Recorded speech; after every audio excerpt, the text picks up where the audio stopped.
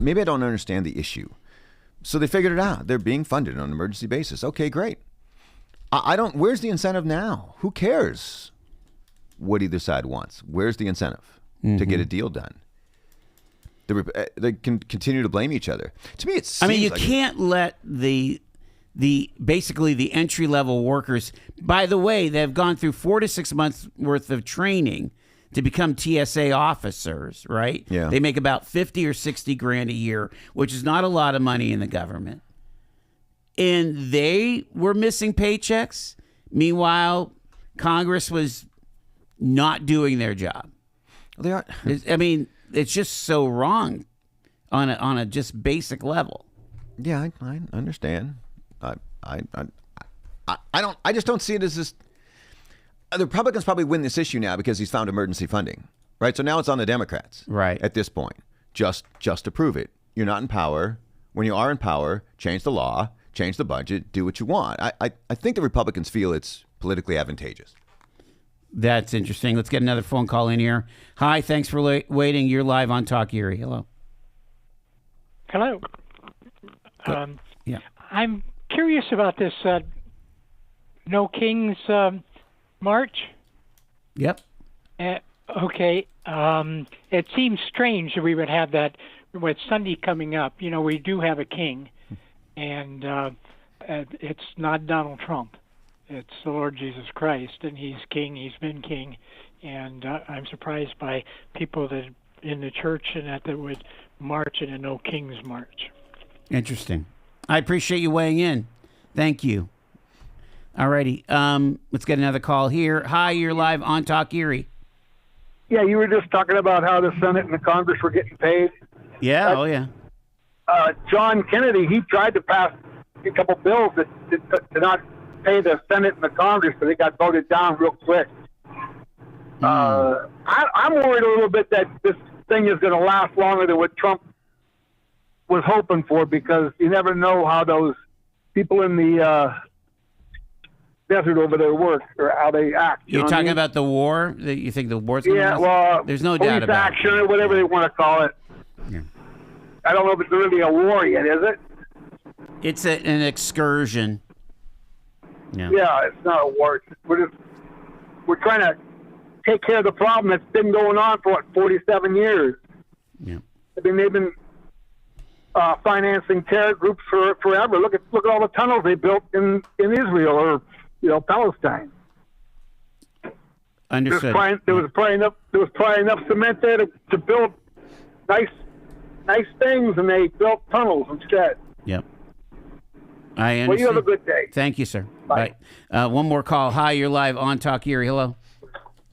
Hey, just a quick thing I want to throw out there, and then you guys can discuss it. But what's your opinion on Philadelphia and all the Muslims, rallying together and writing stuff about, kill our soldiers and all that, and then up in New York where they're putting all their towels that they lay on top of all the people that 911 died from on their names and everything.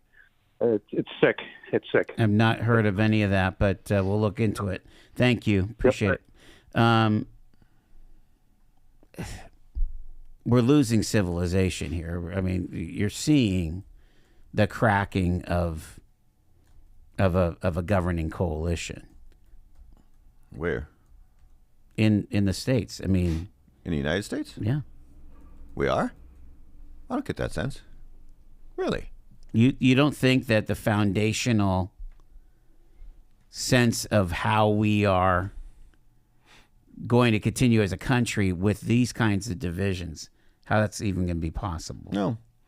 Brian Vogt just asked me the same question. Okay. And my answer, because I think there's a sense that democracy is faltering, and I think the No Kings rally I think they're misunderstanding that.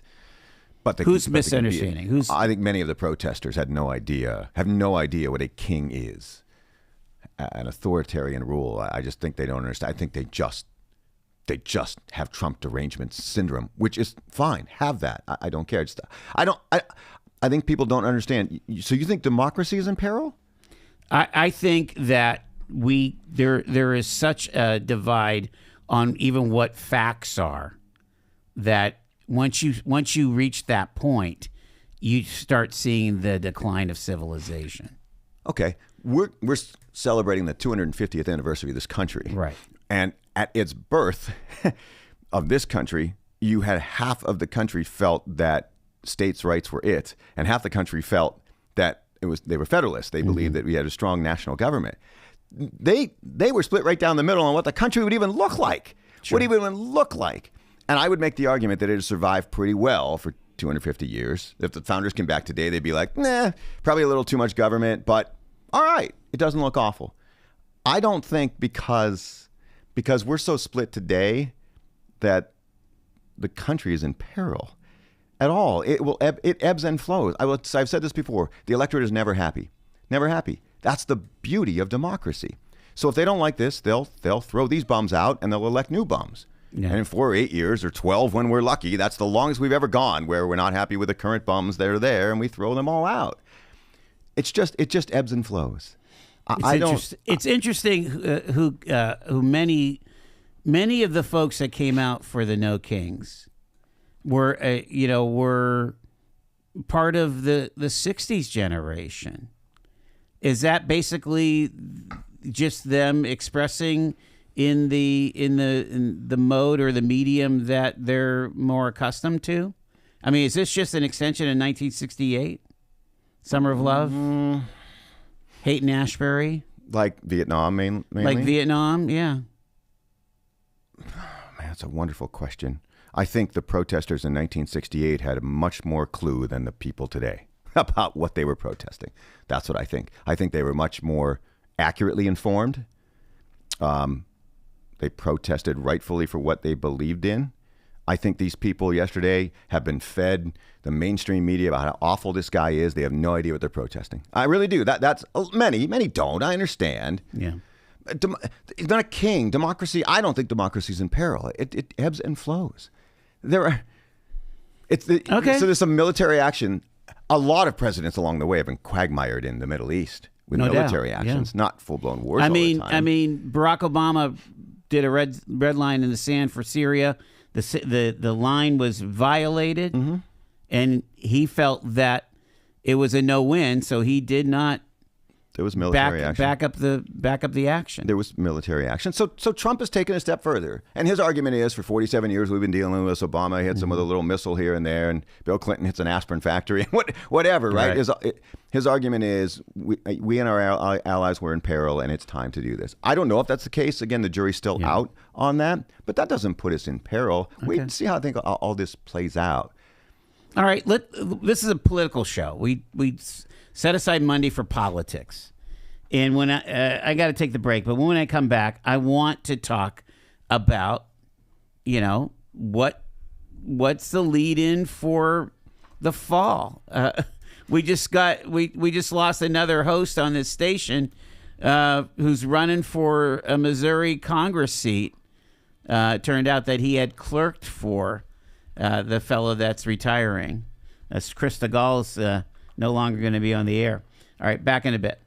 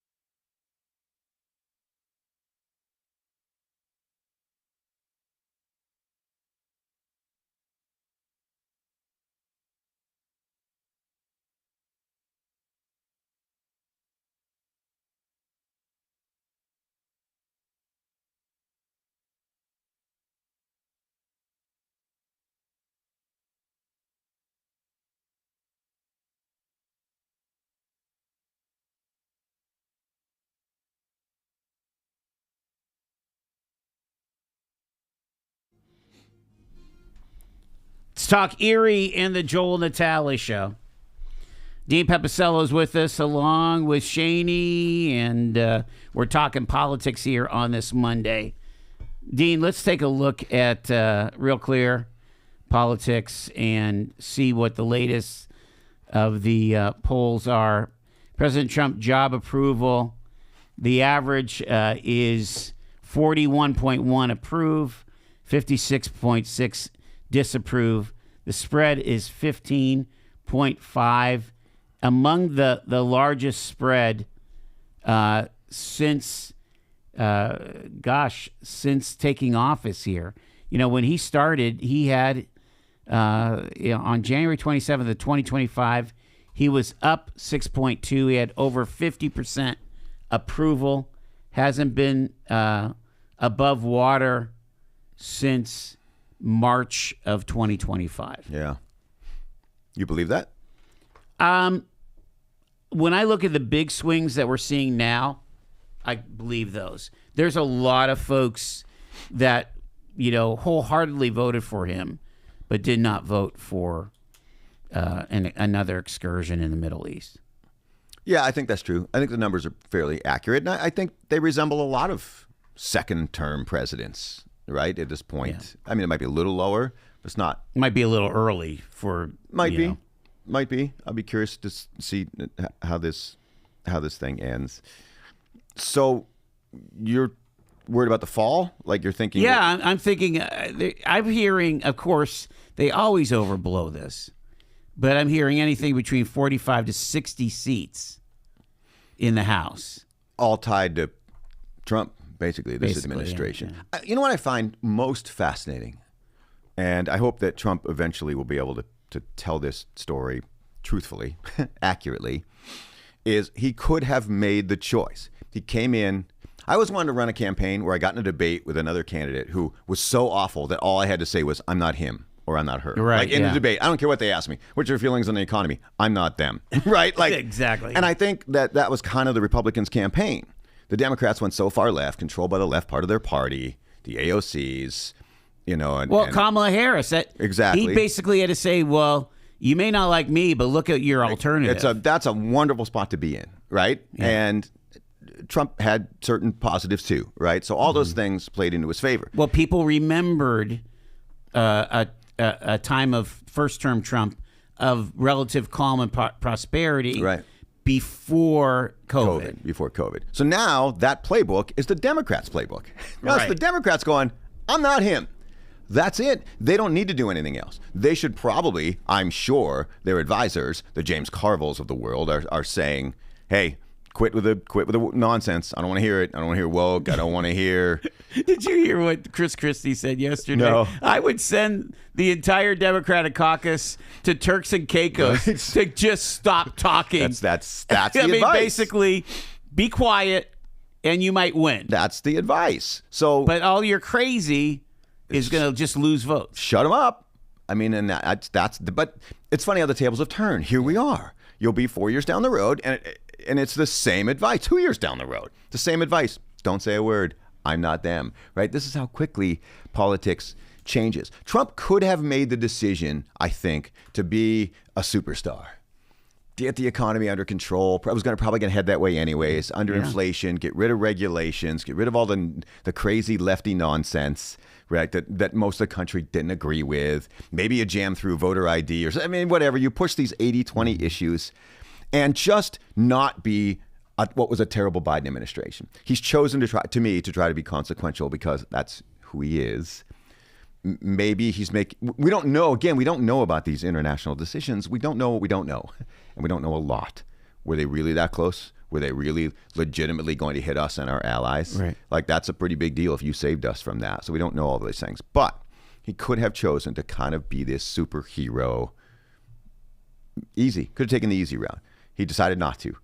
And when you do that, you run the risk of big wins and big losses. And that's who he is, right? Yeah. That's who he is as a private citizen. And they're on the verge of a big loss because we don't know the outcome.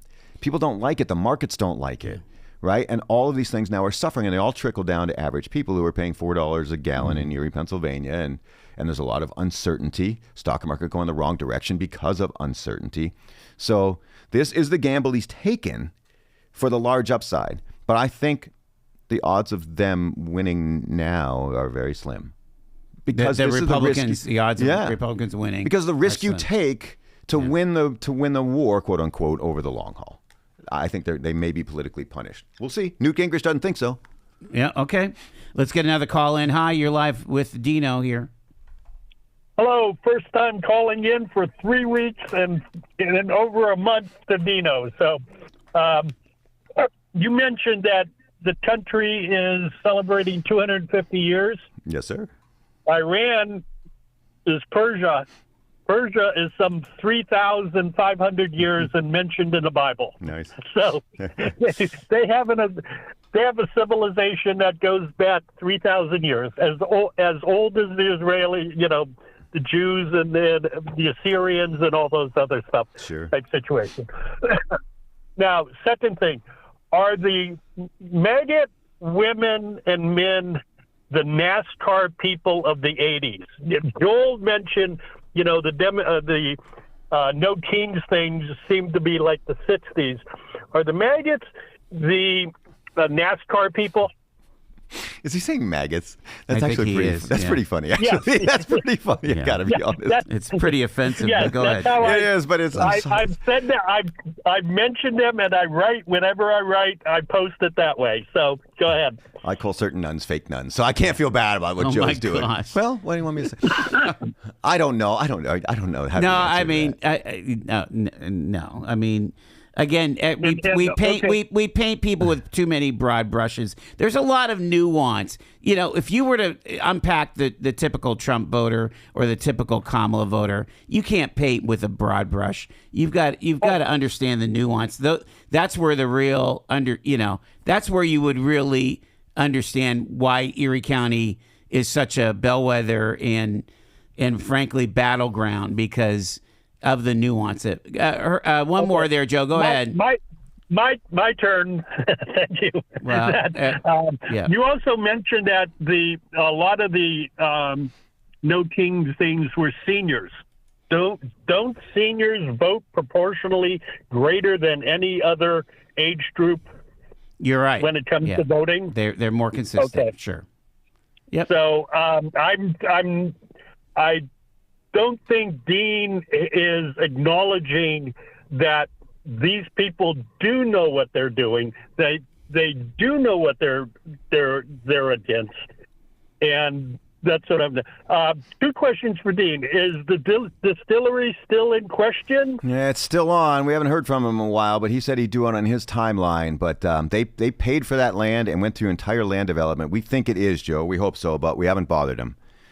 Okay. Any news on Partners, the gentleman's club out in Oh, Harbor Creek? jeez. like what? Why? Well, no. Okay, the next time you have the district attorney on, I want to know why the names of the customers to the 2 massage parlors run by the Chinese that were funneling girls across state line from New York to Harbor Creek, why aren't those names put out? They put out the names. They put out the names when they were on Peach Street. And why aren't these names put out? Because these people were basically supporting human trafficking.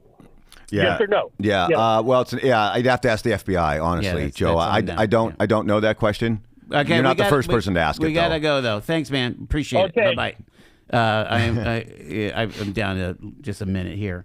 I want to put a bow on these November prospects, and then we'll get to something else for after the break here. What do you think? The Republicans have to explain to people, we think your life will be better. We think this military action is worth it. Hang with us. You've trusted us before. We need you to come out. They have to do that. But what they can't do is say, look, everything's awesome. because people don't feel that way. You can't gaslight. They can't make that. No one's going to buy that argument. They have to say, hang with us. It takes time. We inherited a mess. We had to take this military action because we think it makes us safer. I mean, they have to make that point. That is a tough haul. What about Democrats, though? Don't the Democrats have to have a cogent argument about, other than we hate Trump? Nope. And Nope. They don't. No way. They don't have to provide, here's how we're going to make your life better. No way. Why? You only have two parties. You only have two choices. If they think enough of the country thinks the party in power is failing, if they think that, then don't say a word. Because again, most people still have the memory of no governing force at the border. They have the memory of some of the crazier. They're not going to say. They're not going to say. They're not going to choices. They're not going to say. And massive inflation. They're not going to say it. They're not going to say I'm going to be tough on the border. They're not going to say those things. Shut your mouth. Don't say the crazy things. Shut your mouth. Sometimes the best thing to do is watch your opponent fail. That's what their thinking is. Right. I'm not telling you that I feel that. But I don't think they. I think that they're prone to having to articulate significantly left arguments because their base won't come out unless they gin them up. Then they'll snatch defeat from the jaws of victory, I think. News is next.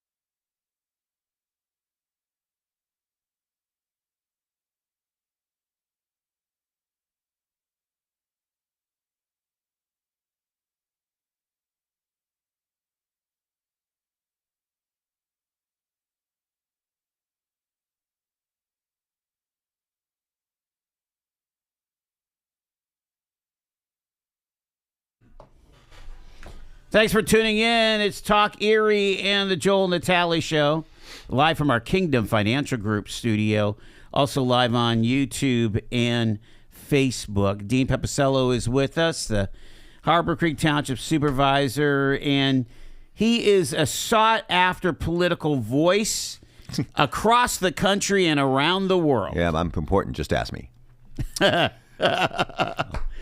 I wanted to talk about Fetterman, talk about protests. There was a protest, small, but actually at all of 5 of Fetterman's regional offices, I had seen that there were folks that were gathering today to protest Fetterman and how he is representing basically the Democrats who voted him in. They don't like the 95% voting record he has with Democrats on liberal issues. They don't like that. Is that a problem for them? Again, are people operating out of ignorance? Do they understand that part of it? No, I don't think so.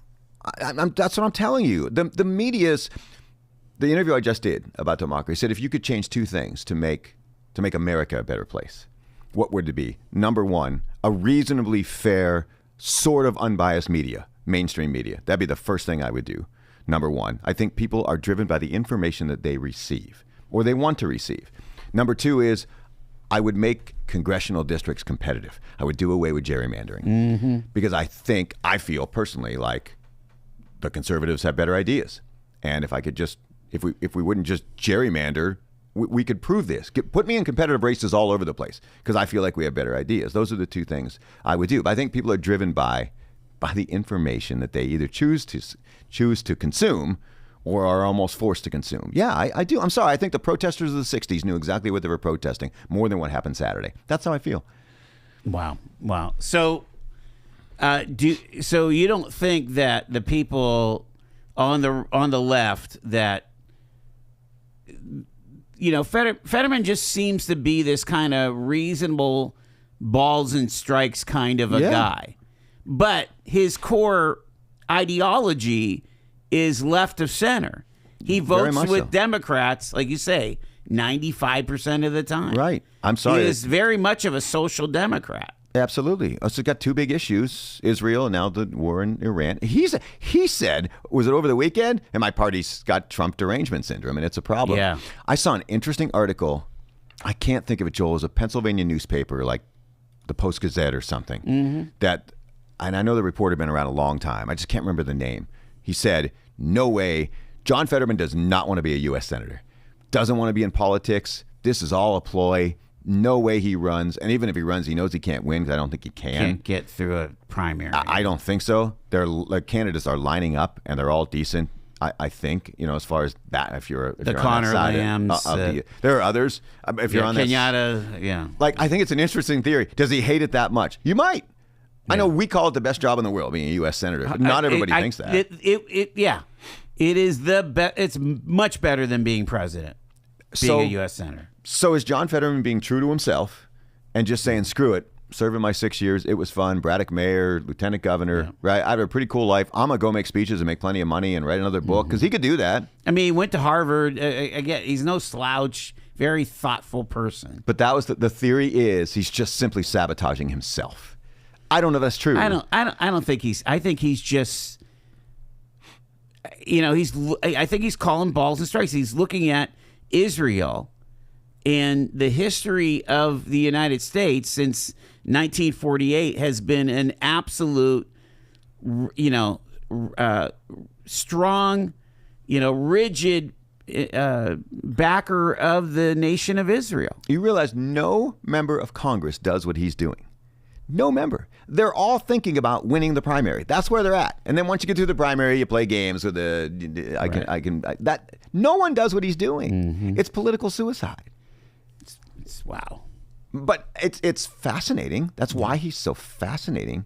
I don't disagree with the opinion that maybe he simply just doesn't want to do this.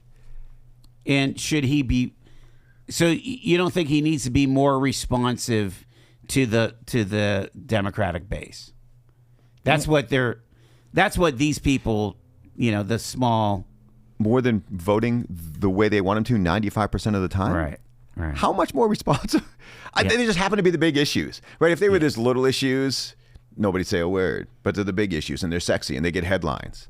So he's being punished. Well, he's being punished, or they really want to cancel him because he had the gall to go to Mar-a-Lago, right?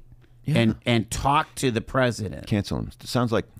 Yeah, this is like. So that's how they want to handle it. Like they wanted to throw Trump off the ballot, right? Yeah. That's not how you vote against him, right? Vote against him. They want him to step down. Right? They want to cancel him. That's ridiculous. It's not how this works. You worry about Trump being a king. It's the lefties, to me, who act more like authoritarian, like this stuff. No one wanted to hear this weekend that Kamala Harris ran without actually ever getting nominated. Thank you. By the Democratic National Convention. It's a fact, Joel. That's a fact. What you just stated. I mean, there was no vote. Where were they then? Where were they then? Saying no kings. Like the party has its issues, right? It clearly has its issues. But it's really difficult to fight years of history where the party in power is going to lose seats. Correct. You know, and now engaged in military action, all of those things. There's a lot of pain going on with the American populace, with the American electorate. Yeah. Be an interesting November. Still many Democrats in the know, predicting a bloodbath. I suspect their polling is telling them that. Mm-hmm. We'll see how they play it. Can they keep their mouth shut, right, as they've been advised? I mean, we'll see. All elections are fascinating to me, but this one would be pretty telling. It looks like Cory Booker might be adding to the. I think it's going to be a massive list on the Democratic side for president. Here we are. We're basically, 5 months, 6 months away from the start of the presidential campaign. He'll suffer the same fate. It's going to start right away. He'll suffer the same fate. He's just not. I watched him yesterday on Meet the Press or whatever. He's just not likable. I don't see it.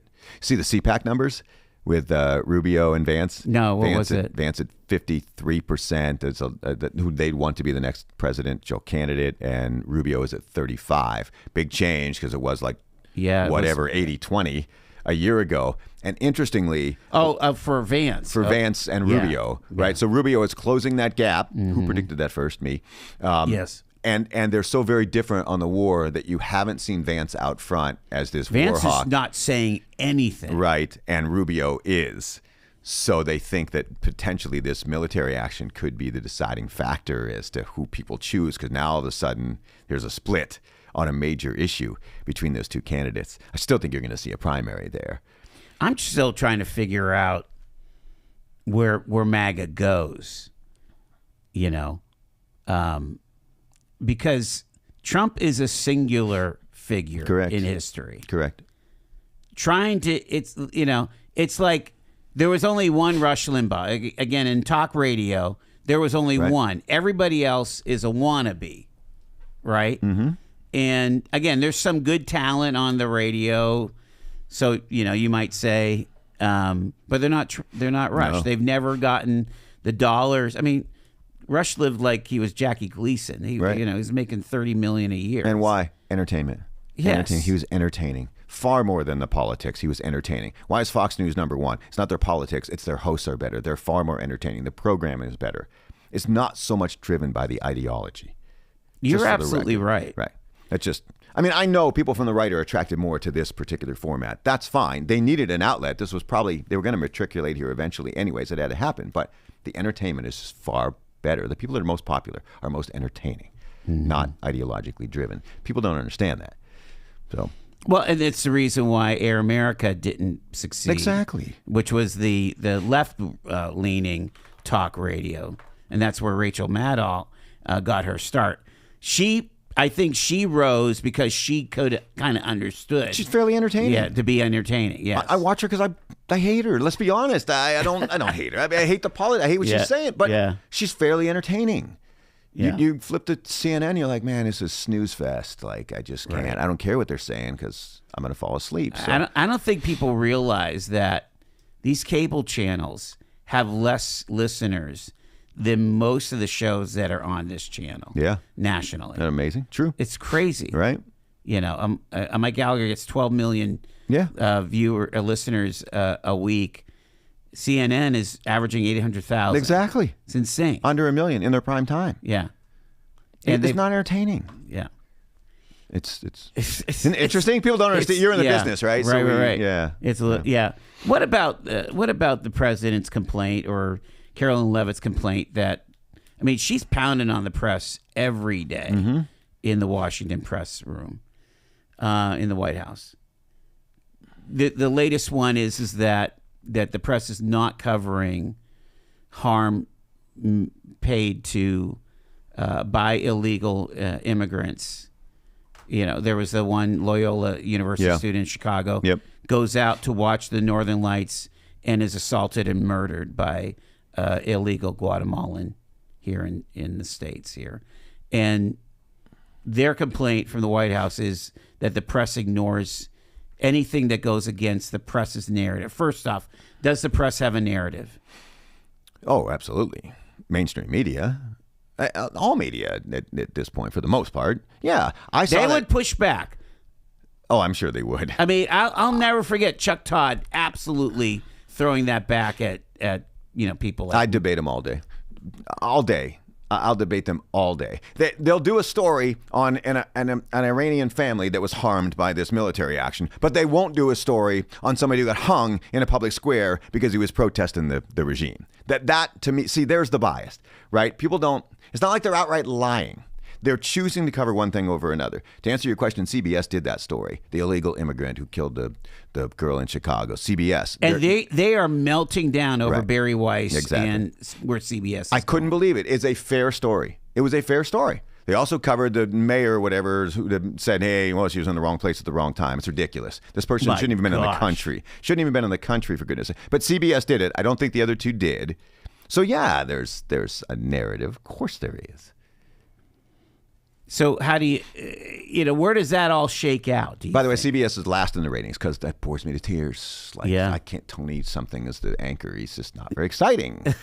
You have to combine the two. You have to be entertaining and informative. You have to do that. I think the reason why World News is winning is because the dude David Muir, he must be an incredible bodybuilder because he's always wearing the tight T-shirts, and Shane, he has some pecs. The dude is jacked. The dude is jacked. Yeah, it is true. You heard it from the expert. And ABC has a long tradition, by the way. It gets people. It's tough to have people change their habits. Right. So the Peter Jennings. Well, years ago, NBC won those wars, right. But Peter Jennings won it a while ago, and it hasn't. And CBS, I think they've made the decision. Okay, we're going to be more popular if we do more down the middle news, but that takes time. Like they're getting there, but then you have to have the personalities to deliver it. So they're just going through this transition. I think they'll get there. I think people will be accepting of media. But, they think are fair. Is it much of a thing? I mean, why do we care? I guess. Why do we care what the networks say, or the New York Times says, or Washington Post? Let me ask you this question: if Donald Trump was covered, let's say fairly, and listen, I have plenty of criticism for Donald Trump. I could start the list of things, right? Yeah. I could also say a positive things for an hour. If Donald Trump were covered if Walter Cronkite covered Donald Trump and that was our news source, do you think the country would feel differently about him? Oh, probably. Right. Yeah. Do I need to say any more? So you're saying you're giving the media a lot of credit for the nature of the tenor of our civil discourse. 100%. You're blaming the media. Yeah, absolutely. I mean, don't you think that the president deserves some of this, and the Democrats and other Republicans? Yeah, all this whole thing. Now we're going to start dropping the F-bomb on national TV and all this stuff. Yeah, there's a lot I don't like. That should be absolutely. There's a lot I don't like. A lot I don't like. You know what I will thank Donald Trump for most when this is over? I think is the way he has called the media out for their incredible bias. I think he has changed the nature of that. I think you see more and more politicians doing it at every level, and I think it's a good thing. The media should hold politicians accountable, but the reverse can be true, too, when there's clear bias, and I just think in many cases that's what's happened. And I think they drive the narrative that drives people's thinking, and I think the country would be a far different place with a media that was at least close, at least tried to be fair from a national level. All right. But we're leaving it where we picked it up on the media there. I appreciate it. Dean Pepicello, thank you, sir. You bet. Appreciate you being on.